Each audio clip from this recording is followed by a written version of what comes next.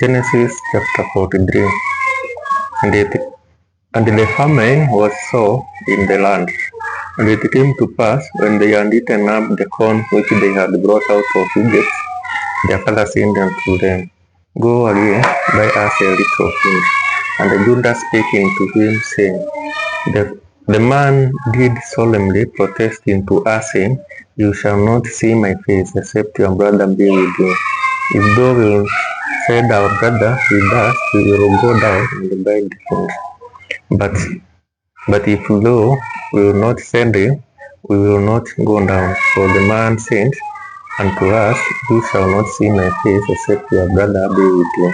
And Israel said, Wherefore dealt you so ill with me, as to tell the man whether ye had yet a brother? And they said, The man asked us strictly of our state and of our kindred. And he said, Is your father yet alive? Have you another brother? And we told him according to the tenor of these ones, Could we certainly know that we would the same bring your brother down? And Judah said unto Israel his father, Send the land with me, and we will arise and go, that we may live and not die, both we and thou, and also our little ones. I will be surety for him. Of my hand thou require him. If I bring him not into thee, and set him before thee, then let me bear the blame forever. For except we had lingered, surely now we had returned the second time. And their father Israel said unto them, If it must be so now, do this. Take of the best fruits in the land in your vessels, and carry down the man as a present, a little balm, and a little honey, spices, myrrh, nuts, and the almonds. And take double money in your hand, and the money that was brought again in the mouth of your sons. Carry it again in your hand. Peradventure it was an oversight. Take also your brother and arise, and go again into the man. And God Almighty give you mercy before the man, that he may send away your other brother and Benjamin. If I be bereaved of my children, I am bereaved. And the men took the present, and they took double money in their hand, and Benjamin, and rose up and went down to Egypt, and they stood before Joseph. And when Joseph saw Benjamin and them, he sent to the ruler of his house, Bring these men home, and slay and make ready, for these men shall dine with me at noon. And the man did as Joseph bade, and the man brought the men into Joseph's house.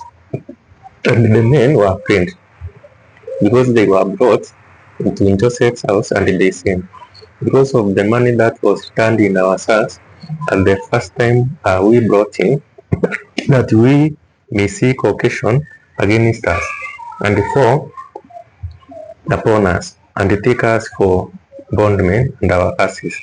And they came near to the steward of Joseph's house, and they communed with him at the door of the house. And they said, Oh, sir, we came indeed down at the first time to buy food. And it came to pass, when we came to the inn, that we opened our sacks, and behold, every man's money was in the mouth of his sack, our money in full weight, and we have brought it again in your hand. And the other money have we brought down in our hand to buy food. We cannot tell who put our money in our sacks. And he said, Peace be to you. Fear not. Your God and the God of your father hath given you treasure in your sacks. I hand your money. And he brought Simeon unto them. And the man brought the men into Joseph's house, and they gave them water, and they washed their feet, and he gave their asses provender. And they made ready the present against Joseph came at noon, for they heard that they should eat bread there. And when Joseph came home, they brought him the present which was in their hand into the house, and they bowed themselves to him to the heart. And he asked them of their welfare, and said, Is your father well? The old man of whom he spake, is he yet alive? And he answered, The servant our father is in good health, he is yet alive. And they bowed down their heads and made obeisance.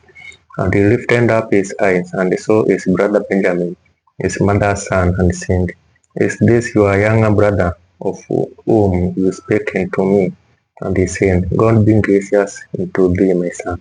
And Joseph made haste for his bells, did yarn upon his brother, and he sought where to weep, and he entered into his chamber, and he wept there, and he washed his face, and went out, and refrained himself, and set on bread, and they set on for him by himself, and for them by themselves, and for Egyptians which did eat with him by themselves, because the Egyptians might not eat bread with the Hebrews, for that is an abomination unto the Egyptians.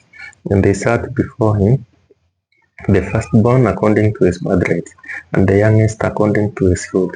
And the men marveled one to another, and he took and sent messes into them from before him.